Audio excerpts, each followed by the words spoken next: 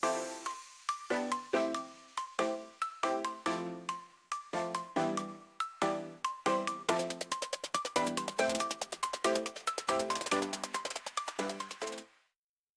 guys, welcome to A Million Things About Japan. I'm Machiko. In each episode, I would like to introduce things related to Japan. It can be Japanese food, culture, customs, and more. But something unique, something really Japanese, and hopefully something new to you. So please subscribe to the channel and find out what Japan has to offer. よろしくお願いします。It is the beginning of December, and there is less than a month left in this year. In Japan, from the end of November to the end of the year is considered Bounenkai season. People get together for drinks and food in a party atmosphere. What is the reason for this party? I would like to introduce this annual end-of-the-year event we call Bounenkai today. I will share some common Japanese phrases used at traditional Japanese izakaya too. So please enjoy until the end. First, let's take a close look at the word Bounenkai. Literally, the kanji characters mean a party to forget the year. And typically, the English translation for Bounenkai is year-end party. Bounenkai is a dinner and drinking party which people enjoy to forget about the unpleasant and difficult things that happened during the past year and welcome the new year with a fresh slate. Nowadays, I think Bounenkai can be just a reason to gather with friends, family, and co-workers for eating and drinking. Let's have a Bounenkai is a very typical idea among Japanese people. If you are in Japan around this time of year, you will see more groups of people having a Bounenkai at izakayas or restaurants, and you will probably see more drunk people as well. The origin of Bounenkai is said to be a party called Toshiwasure that was held during the Kamakura period. Toshiwasure means to forget a year, but what people did in Toshiwasure was different from just eating and drinking. It was actually a solemn and elegant gathering where aristocrats and samurai would read traditional poetry to each other. It was more like a ritual or event, not a party. The modern-day Bounenkai took on its current form during the Edo period. People started sharing drinks and thanked each other for their hard work over the past year. This type of party to forget about the unpleasant and difficult things that happened by eating and drinking became popular among the common people. In the Meiji era, winter bonuses began to be paid to government officials, and big parties were held at the end of the year, which led to Bounenkai becoming an annual event. The word Bounenkai started to be used around this time. Also, college students who did not return to their hometowns for New Year's celebrations began to enjoy Bounenkai. During the bubble years of the Showa period, companies began holding Bounenkai, which became a national end-of-year event. Some employees performed by singing and dancing, or even magic tricks to entertain each other during these events. My mom said her company held a social dance party as their Bounenkai. I heard that some companies even invited their employees to go on a short trip to a hot spring resort, for example. It seemed like during this era, it was more of an event than just a drinking party. An additional purpose of Bounenkai held at workplaces is to share honest thoughts that cannot be expressed at work and to build trust and better relationships. This style of drinking and communication is called nominication. Nomu literally means to drink in Japanese, but it implies drinking alcohol. So, nominication is communication over drinks. I used to work at a small company in Japan before moving to the United States, and none of us drank. So, we often went to a buffet for our Bounenkai. But one time, I requested to go to Sweets Paradise, which is a very popular, very kawaii dessert buffet. There were 4 of us, my boss, my 2 older male coworkers, and myself. They were eating a lot of curry rice and sandwiches. I was the only one that was eating sweets. I was like, "Hello, this is a dessert buffet. Why are you eating curry rice?" Most of the other customers were young girls and students, so we must have really stood out, but it was a very fun Bounenkai memory. Nowadays, in addition to company employees, people also hold private Bounenkai events with friends and family.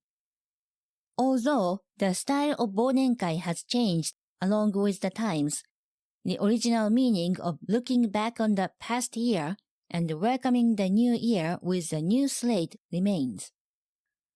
One of the most common places people have Bounenkai is izakaya, which is a Japanese-style dining bar. At izakaya, you can order many different kinds of foods together with drinks. It is a good place not only for Bounenkai, but also just to experience typical Japanese food and the drinking atmosphere in Japan. I recommend you try izakaya at least once if you come to Japan. So now, I want to introduce some very common Japanese phrases we use at izakaya. They are all simple and convenient. I hope they will help you to enjoy the izakaya experience. Let's start with とりあえずビールで. It means I'll start with a beer. とりあえず literally means for now. Once you get the table, you are expected to order a drink, and most people start with beer in Japan. So, とりあえずビールで may be the first thing you can say at izakaya. You can start with any drink, but if you start with beer, why don't you say とりあえずビールで? That will sound very Japanese and will be a nice surprise for the izakaya staff. Once you get your drink, you know the next word to say, right? Yes, it's 乾杯. Kanpai is the Japanese way to say cheers. Kanpai is a very well-known word in Japanese, but do you know what it means? The kanji character for kan is to dry and pai is a cup.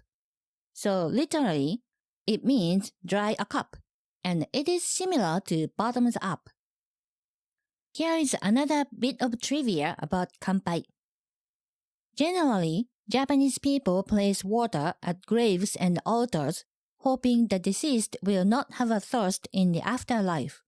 For that reason, to Japanese people, toasting with water is considered a way of saying goodbye to the deceased. So, if you don't drink alcohol, you can order some type of soft drink for a kanpai situation. After kanpai, it may be time to order some food items. When you need to get the staff's attention, you can say すいません. It means excuse me. At izakaya, it is pretty common to make multiple orders during your time. You don't have to order all at once. You can probably point out each item on the menu and then say でお願いします at the very end. For example, you can make the first order, including some appetizers such as 枝豆, potato salad, だし巻き卵, and 焼き鳥. でお願いします。お願いします in this case means please. So, by saying that, you can let the staff know that is all you want to order at this point. It has a "that's all for now" nuance. This お願いします is very useful, and you will say it many times while at izakaya. For example, when you want a refill, you can say おかわりお願いします。おかわりお願いします which means refill please. Or When you want to place another order, you can say 注文お願いします。注文お願いします。That means another order please. You can also say order お願いします。That will make sense too. In another situation, you notice people at the next table eating something that looks good and you want to try it too, but you can't find the item on the menu. You can tell the staff, 同じものお願いします。同じものお願いします。Pointing to the next table. That means the same item, please. Once you are done with eating and drinking, please tell the staff, お会計お願いします。お会計お願いします。Which means, check please. In Japan, it is more common to pay at the cashier near the front door. If that's the case, please grab the check from your table and walk toward the cashier for payment. What do you think? It sounds doable, right? Blank blank お願いします is the key. I think お願いします is very useful, not only at an izakaya, but most places in Japan. Lastly, I want to share a very typical image of a drunk person in Japan. It is a drunk businessman with a tie around his head. For some reason, this is a stereotypical drunk person. Japanese people are generally considered to be shy and serious, but perhaps through drinking situations together, you can see a fun side of Japanese people. Since the new year is around the corner, maybe you can have Bounenkai with your coworkers, friends, or family to look back at the past year. Thank you for listening. If you enjoyed this episode, please like and subscribe. I also have an Instagram account for A Million Things About Japan. I share additional photos and information about Japan. You can find the link in the description. What do you think of the idea of Bounenkai? Do you have any special end-of-year events where you live? If you have any izakaya experience, please share some of it in the comments. Alright then, stay tuned for more episodes. まったねー。